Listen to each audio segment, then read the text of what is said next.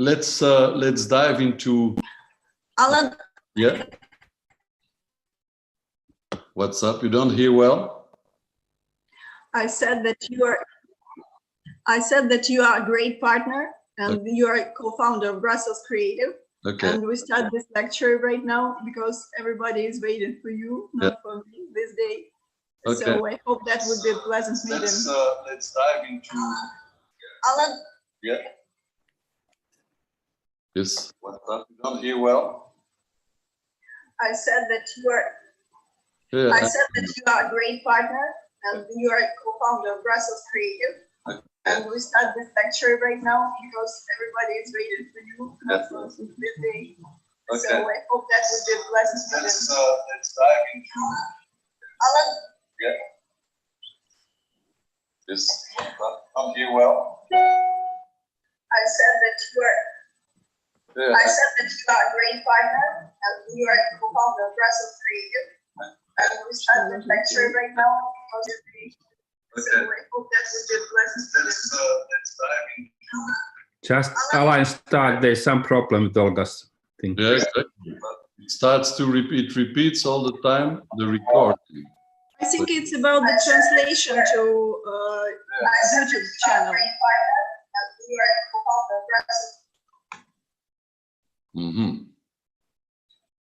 It's okay now because Okay. it's about connection with the YouTube channel. Okay. So thank you for the intro, Olga, and welcome everybody to this first session.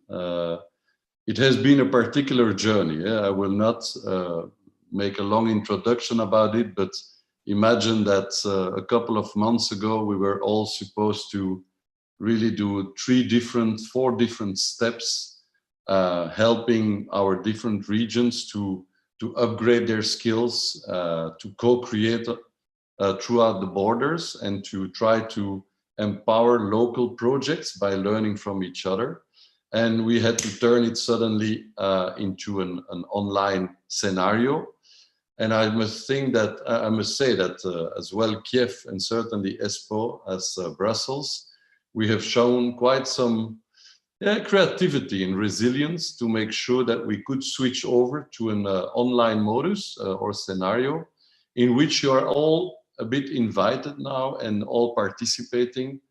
And I guess it will remain a particular experience. I have been teaching the last weeks and months online using the Zoom platform for several MBA programs, but also for other trainings. And it remains a particular experience because we see each other, not all. We listen. We cannot interact all the time as we would love to interact. But let's just take it as a huge opportunity that once upon a time in your life experience and profession or career, you will be able to look back at it and say that in 2020, from June until October, November, you went through an entire creative scenario, but only using digital technologies. And I think Zoom will help us now to inspire you.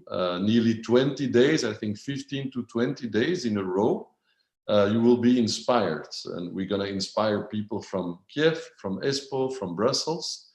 And after that, we're going to let you dive into a unique experience also to do an online hackathon where we collaborate with some partners in Finland that will really help us how to use technologies but still maintain the co-creative capacities of a hackathon. So that will be also, I think, something unique.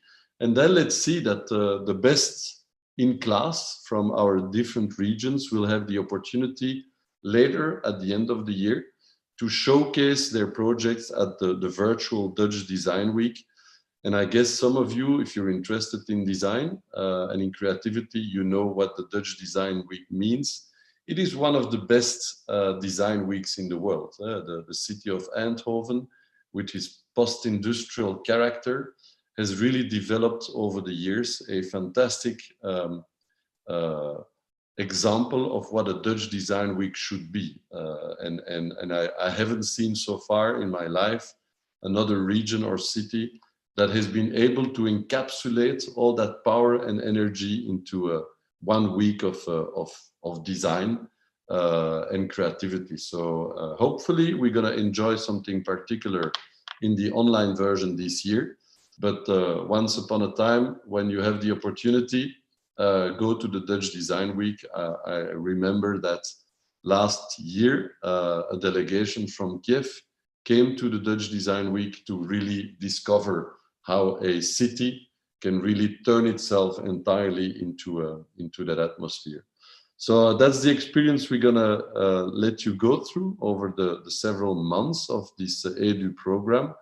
I'm honored to be the first speaker that will try to just inspire you a little bit with my expertise, my competences when dealing with creativity, innovation, entrepreneurship.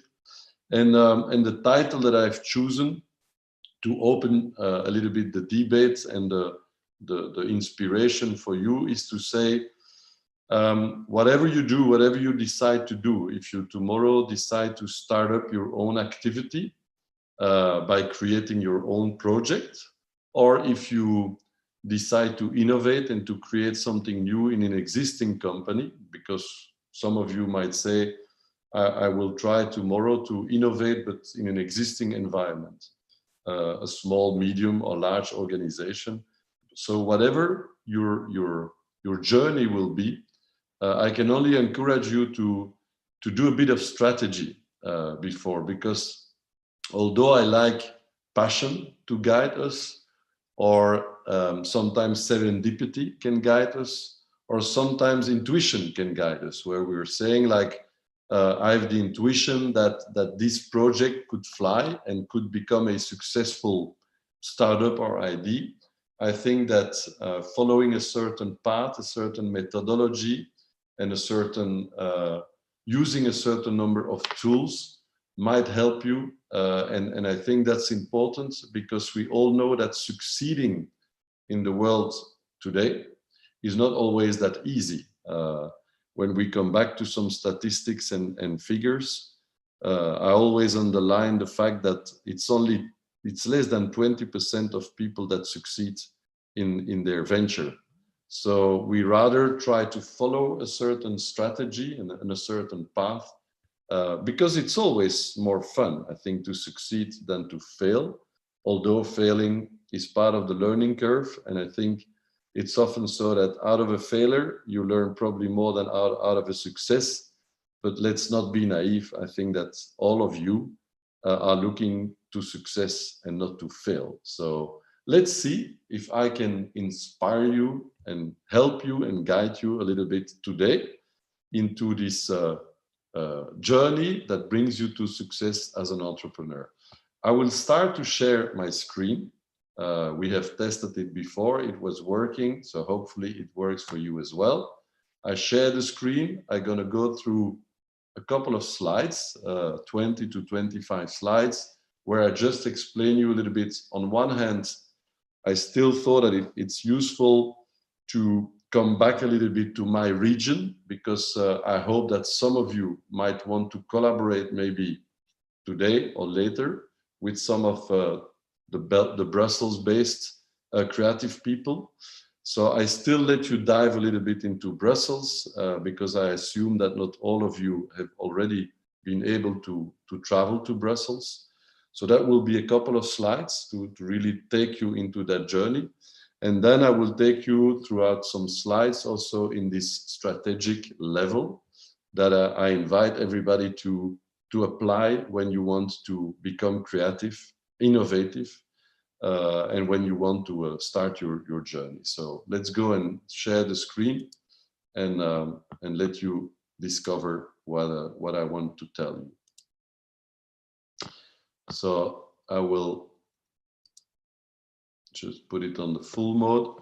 So I hope everybody sees the screen. Just put your thumb up if that's okay. The screen is okay for everybody. Yep. Okay, I see it already. Perfect. So let's go to, like I was saying, no creativity or innovation without a strategy.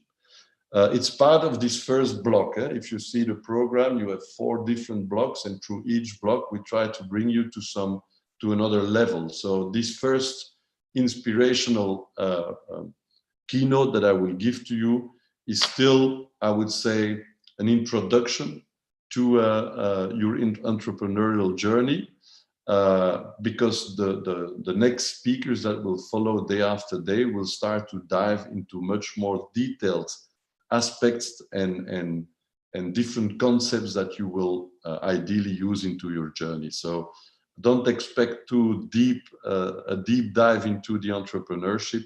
Just expect you to open a little bit your minds and hopefully help you to guide you already a little bit. Who am I as an entrepreneur? I'm using my title as being co-founder of this Brussels Creative. So Brussels Creative is a non-for-profit that I created with some other people 4 years ago, and I will explain you what it is all about. And then I like to describe myself more as somebody that is quite insatiable. Insatiable is a beautiful word because it, for me, it is something that is even beyond passion. I'm still, even at 54, I continue to create companies, to create projects, and I've learned over the time and over the years to sometimes say no to certain opportunities because that's what we have to learn. But it is still difficult, to be honest. I prefer to say yes to an opportunity than no, because this passion and this insatiable aspect of my character and personality gives me always or push me always a little bit in the back to try to say yes. Serial creative entrepreneur because I created in a bit more than 30 years of career. I developed already over 30 companies, non-for-profits and profit companies. That's what make you at a certain time a serial entrepreneur. And today I continue to develop certain activities, but I'm also helping other entrepreneurs as mentor, as coach. We also invest. We are a couple of business friends, and we invest also in some startups and companies that we try to group under a certain umbrella. So helping and developing entrepreneurship in my own region, but also beyond that region. When we come back to the Brussels Creative non-for-profit, because I think that it might be helpful for you one day as an entrepreneur, if you want to develop yourself in another country or in another city, you might want one day to want to connect yourself with a region like Brussels. And what can Brussels Creative mean for you? And why did we create it? And we were doing the exercise a couple of years ago about our vision and our mission, because it's still important. Again, we talk about strategy. Why did we decide to create Brussels Creative, and how do we see our vision and mission over the years? And I think we all were recognizing that more and more the creative economy was indicated as the future engine of the European economy. And for very long, I think that the creative economy, the creative and cultural industries, were rather seen as something, a very small industry, grouped all together into one cluster. But in terms of GDP and economical value, we were never considered as one of the big ones. You would compare us to the automotive industry or to the pharmaceutical industry or to the manufacturing industry. We are quite low in terms of GDP and in terms of employment. But what was important to see a couple of years ago is that more and more politicians, but also researchers and business people were starting to say that we were much more seen as a driver and an engine of the future economy. And that's why taking that or getting those signs was one of the important first consideration, is to say we need to grab that opportunity, that there is a responsibility given to our economy that is saying you are the future engine of the economy. Because we are capable to think out of the box, to be disruptive. That's how we always have been operating. We are rather small and medium organizations, quite agile, quite creative, quite disruptive, And based on those techniques that we are used to develop, the indication was you are the engine of that economy. We also believe very much in our vision that we should focus very much on the crossover of the different disciplines. I was touching on that yesterday at the introduction already, is that the more we are connecting different disciplines, the more the innovation will be, in our point of view, disruptive. So that was also part of our overall vision. It is to say we have a role to play in the future development of the economy.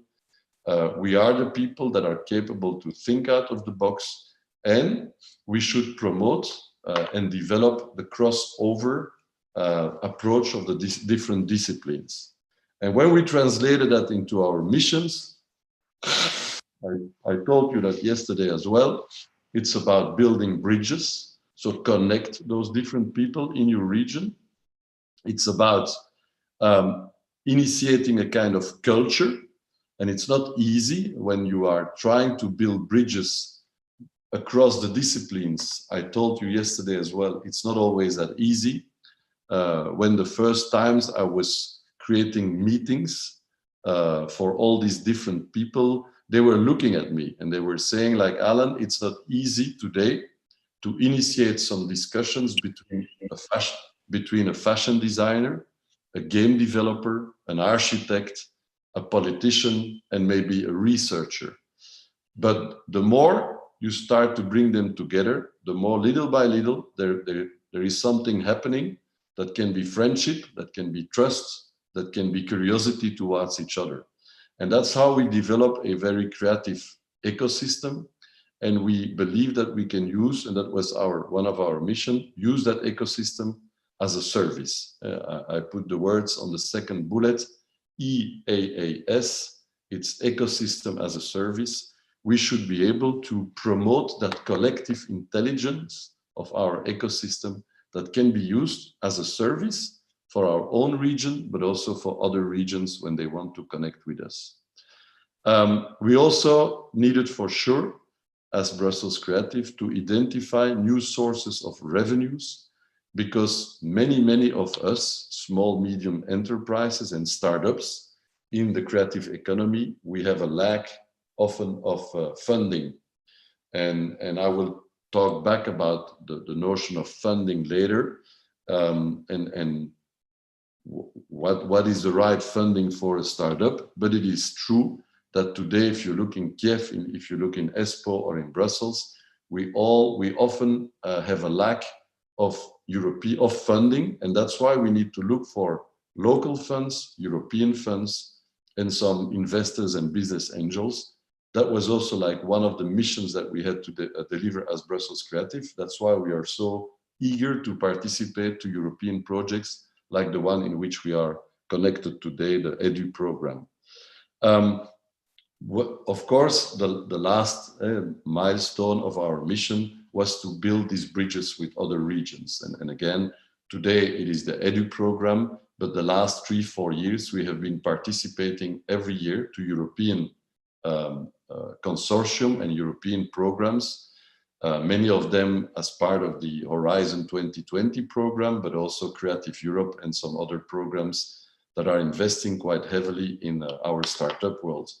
And where maybe 30 years ago, I was not looking to the European programs as a potential funding for my startups, I think now in the year 2020, each of you should really think about Europe when you need to fund eventually your program, because Europe is investing much more into its different regions and into the startup world.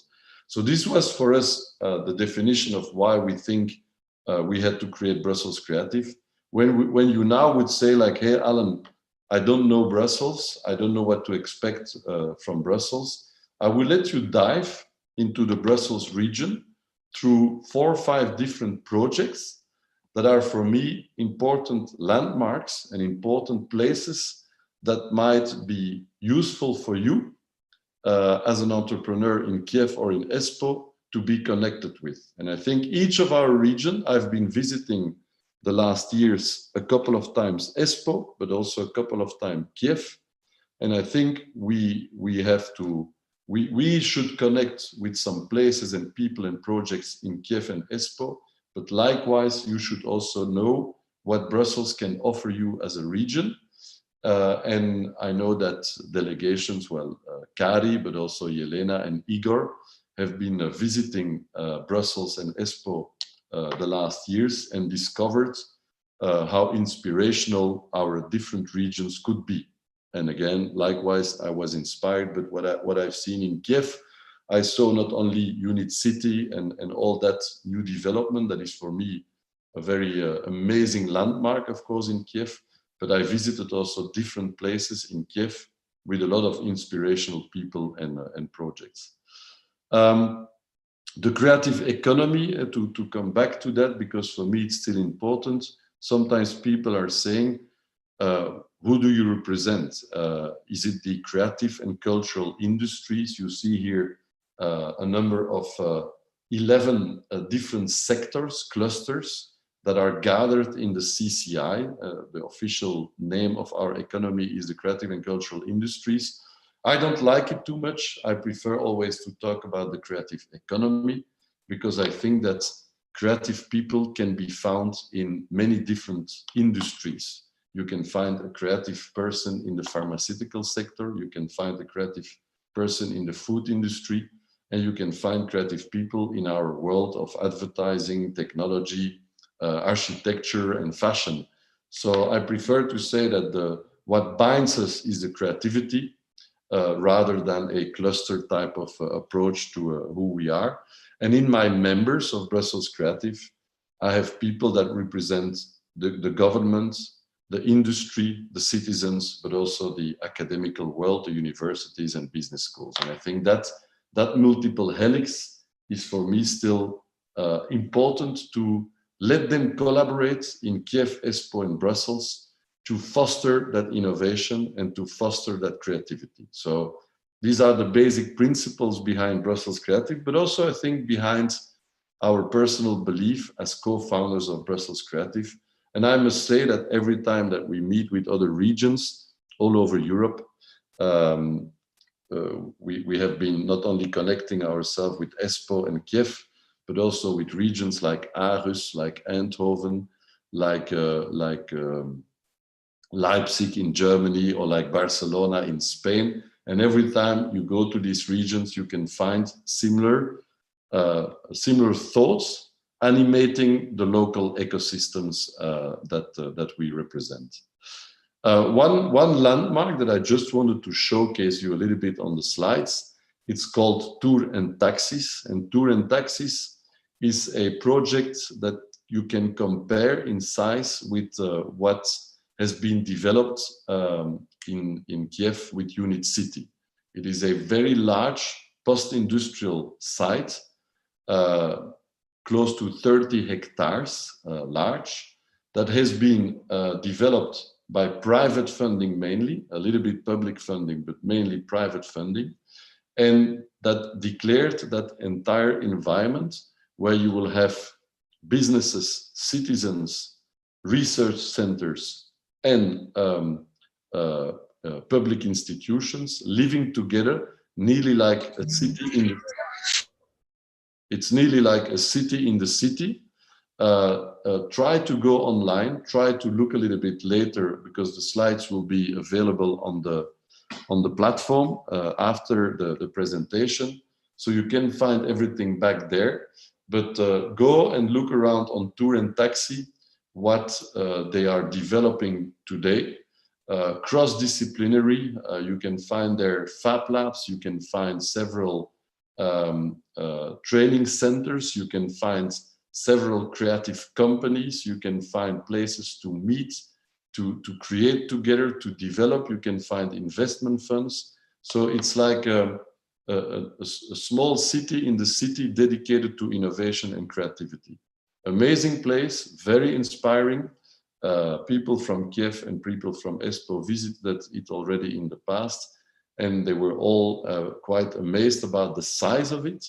but also the opportunities that it can offer to you. So if you're an entrepreneur of Kiev, you want tomorrow to be connected with a creative and innovative place somewhere else, you can easily connect yourself with the people of Tour and Taxi, where opportunities of incubation, co-working, and many other aspects are presented to people that are entrepreneurs like you are. So one interesting landmark, certainly valuable to explore, and all dedicated to innovation and creativity, because I think that's also what is happening in many cities. And look to your own unit city project in Kiev. It is also entirely dedicated to entrepreneurship, innovation, and creativity. So very similar. And Unit City and Tour and Taxi management met each other already also, because it's interesting to connect those places throughout Europe, because once your startup ID will grow, you will want to scale up your ID, and scaling up means often that you need to be connected with other places. I'm looking to the timing because we started a bit late, so I need to wrap up a bit faster. Another very interesting project that I would invite you also to discover and to get inspired by, it's all the development of urban farming, bringing back local production, bringing back farming into the cities is one of the major challenges that we will have all over Europe and all over the world. And the team of Steve Beckers that you see on the right of the slide has developed a quite unique place, over 1 hectare of greenhouses, but also behind the greenhouses, all the technology of circular economy, circular energy, aquapony. Aquapony is a way how to cultivate your urban farm by using, on one hand, fish, and the fish that can also later on be distributed locally in your region. So it brings back the fish into the cities, and it combines the cultivation of fish and the cultivation of vegetables in your region. When you see the size again of this project, we talk about a total area again of 20 to 30 hectares, in which 1 hectare is now devoted and dedicated to the urban farm. Very inspiring. You type BIGH, Brussels, or Urban Farm Brussels, and you will find it.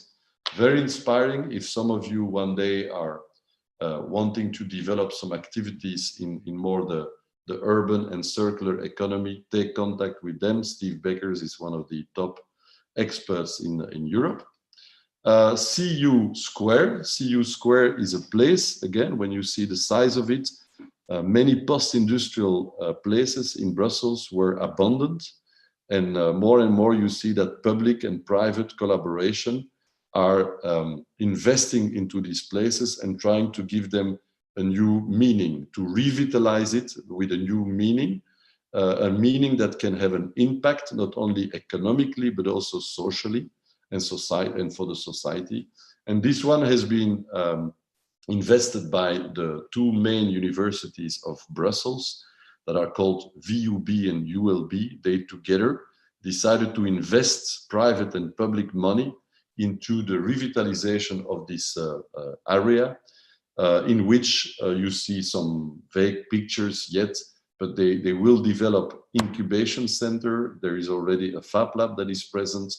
There will be some facilities for students to live there, so that you are living amongst other students, but also in an environment where entrepreneurship is stimulated. You have Fab Labs, you have maker spaces. We organized at the end of last year the first maker fair for Brussels in this area that was also very crowded. Like you can see, we were still be able to connect with each other in a crowded area. But so a maker fair also very useful to develop this kind of movement of, or to give a place for all the movement of makers to be connected in one place. So the universities invest. The first example was a private investment. The second example brought us to this urban farm. This is more like a place where the universities are trying to reinvent themselves and to connect themselves with entrepreneurship. Another very interesting place, and although I don't show too much the place, I show you the two founders, a man and a girl, Ibrahim and Julie, created Molen Geek. And Molen Geek is a coding school, an inclusive coding school for young people or anybody, I would say, in the city that finds that he should be like more educated in the digital landscape. He can go there and be trained on coding and on other hard skills that you should have if you want to be future-proof in 2020 in Brussels. You see that people like Macron, our king, or even the CEO of Google were visiting him the last months, because it's very impressive how he has been able to inspire many young people from immigrant background, because Ibrahim is himself from Moroccan background or roots, and he has been able to function as a role model for many young people that were not that had not a clear picture maybe on where to go in their future career, and they managed to be inspired and be trained by Ibrahim and his team. So very fabulous project as well, Molen Geek. Media Park, it's a cluster organization. In next week, I think Marlen will be one of the experts talking about the power of ecosystems and clusters. She has been making a huge study on this one, so I'm sure she will talk to you about that. But it's the cluster of the media industry that will be brought together into one and another enormous place where public and private funds have been invested in, and they will try to bring together all the media sector in one place. So you see there as well how people are trying to develop either cluster initiatives like the media, or more a thematic one like creativity and innovation, if we talk about the first example of Tour and Taxi. Be Central, what you see as a picture is the main central station in Brussels, where at the main floor and the ground floor and the underground is dedicated to trains and metros, but all the top part that were for long offices for the train station company were also like revitalized by putting there a coding initiative. I think that many of us needs to challenge its competences in terms of hard skills and soft skills, and the coding is certainly something that we see that the society needs much more. And they have been opening B-Centrals in more than 15 places in Belgium already, but this one was the first one in Brussels. And then to finish on my ecosystem or my region, we have identified in our region over 750 places, projects and communities that are all trying to help to foster innovation and creativity in our region. I think somebody is not on mute, so we should make sure that people put themselves on mute when they don't need to talk. If you have a question, you can always, but if not, make sure you put yourself on mute. And maybe, yeah, so that's done. So we have identified over 750 different places that are also part of this huge ecosystem that Brussels creativity represents. And I've put a few names here. We have one place that is dedicated to the fashion industry that is called MAD. We have one place that is dedicated to street art that is called Strokar. We have a huge other place that is called Brut Canal. I will give all the names, where it's more a place for the artistic sector. So each of us has a little bit their own like DNA and its own theme or approach into it. My own place that I created more than 10 years ago is also on the bottom right of the slide. It's called The Egg, and there in The Egg as well, we try to incubate and help young companies and startups to develop themselves.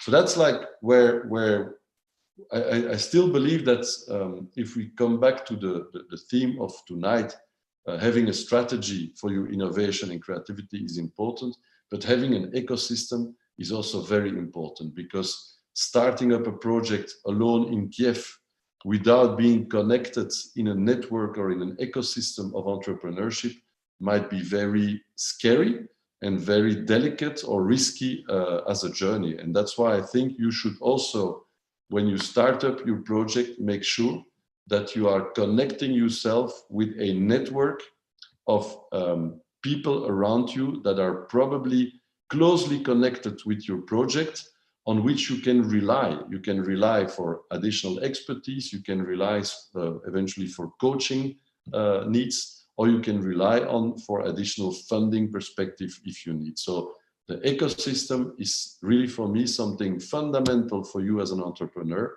that was not existing 30 years ago, that exists today in each region in the world.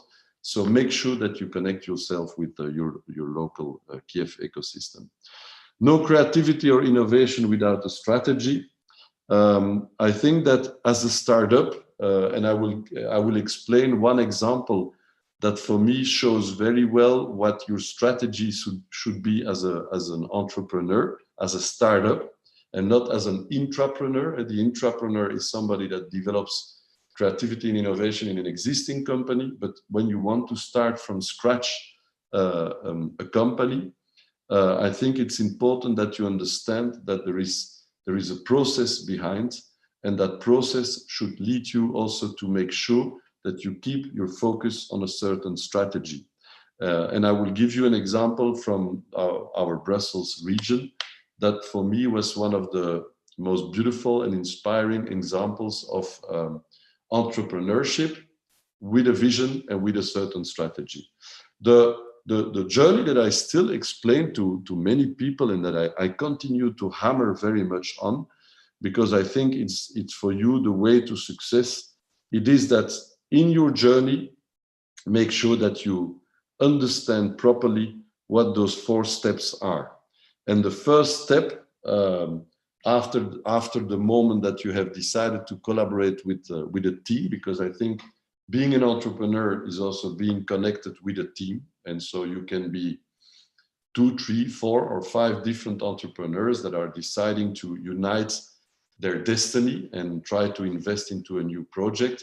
But once that is done, make sure that you understand and that you practice very deeply, very hard, or that you find a coach or that you find an organization that are capable to help you to dive deeper into the design thinking process. And the design thinking process, why for me it is so important, because it tells you and it teaches you to focus on one thing in your startup idea. It is on the customer. Without customers, and I can guarantee you that still now in 2020, despite the fact that we have more than 10, 15 years of many startups behind us in Europe, we still continue to see that one of the main reasons to fail from many startups in the world is still that there was no market. You as an entrepreneur, you're enthusiastic, you're passionate, you think you have a great idea. And I say the only person that can tell you if your idea is great is the customer. It is a B2B, it's a B2C, but there is a customer out there, a company or a consumer that needs to validate that your great idea is a great idea. And too often we see people driven by passion, driven by self-conviction, and then once they go to the market, they fail to develop their activity because there was no demand for that market. So design thinking, there is an entire process. Make sure that during this month, but also the next months, you become more familiar with the design thinking process.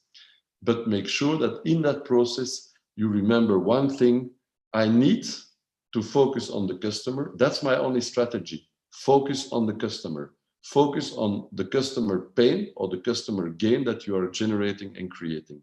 There are thousands of opportunities out there to create a successful startup, to create a new company. But the only thing that matters for you in this phase of startup, we are talking about a phase of 6, 9 months to 12 months maximum. During that period, you are in a startup phase where the only thing that matters is that you try to make sure that the hypothesis that you have in your mind, that you have in your head, are validated by the customer and the consumer. And the second step for me that is also still very, very important, that should nurture your strategy, is that you all become experts in the business model canvas, because once you can answer properly to the 9 blocks of your business model canvas, I think you will become a more mature starter that has done the design thinking process first, that has gone through the business model canvas. It's a very basic tool, it's a very simple tool, but I think it's still so valid, so strong as a canvas that you should be able to use as a way to guide yourself into your startup process. The third step is a tool, by the way, that we, as entrepreneurs, we developed ourselves 7 years ago. It is used worldwide in over 80 business schools, universities, and many incubation centers. We have over 100,000 users on the platform. And what it is, it creates a map that assesses the maturity of your business model canvas. And so that's why the steps are so important. Step 1, once you have your theme, once you have your domain in which you want to develop something, once you have that, follow the different steps. I spent some times and some weeks and months, if necessary, in the design thinking process, where I know that I focus as much as I can on the customer and his pain, and to see how I can solve that pain on a most innovative and disruptive way, making sure that I am different from the competition that is always out there. Competition, there is always. You will never be alone on the market. Second step, you make sure that you answer all the different steps from the business model canvas. And the third step is you assess the maturity of your canvas by filling in your pimento map. And that pimento map, you use it to try to work on the weaknesses and the things to improve that are often highlighted with red and orange colors. But you try to work on your weaknesses and the things to improve, ensuring that once you will turn from the startup to a company phase, that you have strong foundations for your company and that you can hopefully go towards success. And the last step, I think, is everything that Steve Blank has learned us as the lean startup methodology. Try to also read the book, find some inspirational tutorials online. I will all put them after my presentation on the Moodle platform so that you can find back everything, but try to make sure that you are inspired by what Steve Blank is bringing us. The example I wanted to use, and you can maybe laugh and say this is typically Belgium again, because they're back talking about their beer.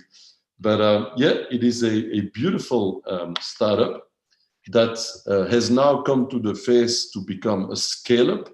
But the last 5 to 6 years, the beer project was launched by initially 2 founders that were, on one hand, that were connected or lovers of the beer sector in general. So they had a certain affinity with beer. Not that they were drunken sailors, but they were connected in their past career with the beer sector. So they had quite some know-how. And they were also fascinated about the startup world and the logistics behind the development of a beer. And what they did in their different phases of the startup development is that they were in the beginning, they said, like, we have identified, when we talked to people in the Brussels region, that many of them were complaining that there were no local Brussels beers produced anymore. Many of the beers that were Brussels once upon a time in their history had been taken over by some big companies, and you didn't have local produced Brussels beer anymore. So they went to different terraces of bars in the city, and they were really literally doing, and you must imagine that like 5-6 years ago, they were literally going to the terraces with the blind testing, saying we have 3 different beers blindly here in a bag, we would like you to test it, to taste it, and to tell us which is the one that you would prefer. What are the ingredients that you prefer? And based on a tour amongst more than 1,000 consumers during several weeks in Brussels, they came out with the choice of Brussels. The Brussels consumers were choosing the flavor that they liked the most. They went back after that first round of co-creation with the consumer, design thinking, the customer, be connected with them, co-develop and co-create with the customer. They went back to all the consumers and they said, based on what you have chosen, we have several logos and colors that we would like to use, as well as names for that potential beer. They came back, and after a round of several weeks, they came back with the choice of Brussels for the first name, for the first beer, with the colors of the logo and all the creative concept of the logo was created together with the consumer. Then they said to the consumer that they would look to produce in a certain volume this new beer for Brussels and get it distributed in the bars where they went for the blind testing, and also in a limited number of retail stores. But they needed money for that. They couldn't themselves develop and acquire a brewery. So they had a great other idea how to get to their production needs. And they went to several brewers in the neighborhood of Brussels, and they were buying some percentage of their production lines, because any brewer will always have certain moments in the production that is lower, and when they still have some overcapacity to be able to produce some beer. So they were buying in several breweries the capacity they needed in the lines to be able to produce a certain first volume of some thousands of liters. It was not yet the 10,000s of hectoliters, but little by little they started to produce some liters of that first beer co-created with the consumer, and they were asking to the consumer for a crowdfunding campaign to help them to set up the first marketing and retail distribution activities that they needed after the funding of the production. They managed to get, I think, something like 30 to 35,000 euros as through a crowdfunding campaign, plus a little bit of own money and some money that they lent from family, because often that's what is happening in the beginning of your startup phase. We often refer to the family, fools, and friends. So they managed to gather that money, and with that money, they managed to create the first production. And then what they decided to control themselves as well was the distribution, choosing the cafes and the bars where they could be both, or where the product was sold, and also some very specific retail stores, smaller stores that they had chosen themselves as well. And I think when you imagine how big the Belgian beer world is and was 6 years ago, and still be capable to build a success story like the Brussels Beer Project have been able to do, for me is quite amazing. And it shows you can still develop successful activities even in a very traditional and very competitive market, as long as you come up with something different. And they managed to be very closely working with the consumer, with the Brussels-based consumers. And with them, over the years now, they have more than 10 different brands. They have developed a huge capacity or a huge network of retail stores and bars in Brussels. And guess what? This year, just 1-2 months ago, during even the COVID-19 lockdown, they managed to convince some investors, public and private, to give them a loan of 6 million euros to develop their own brewery, because they think now that they are at a certain scale and maturity of development after 6-7 years, that now they should be able to turn themselves into an own brewer capacity as well, but they still continue to combine the two worlds, buying some production capacities from existing brewers, but also starting tomorrow to become an own brewer as well. And again, for me, wow, what a great adventure or journey for these two guys. What a great success. They have followed for me exactly all the different steps of the startup journey or of the entrepreneur, with one main focus. And I think that's why I like the example. It is an obsession nearly and focus on the consumer, and the connection, the co-creation with the consumer has been central in the success of their story. So I like to share this one. I just, because I know it is less the matter, it's also already 5 minutes past 6, so I will not like use too much of your time.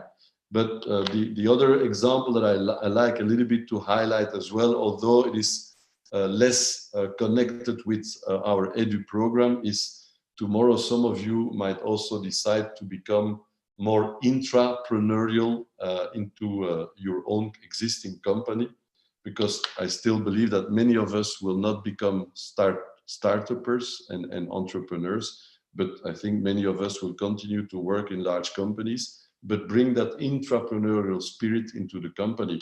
Use the same tools, by the way. You use your design thinking, you use your business model canvas in an existing big company, but there the strategy is not starting from scratch. I think the strategy remains important, that we stay connected with the customer and the consumer, but we have a legacy. We have something that exists already, so you don't start with a blank sheet.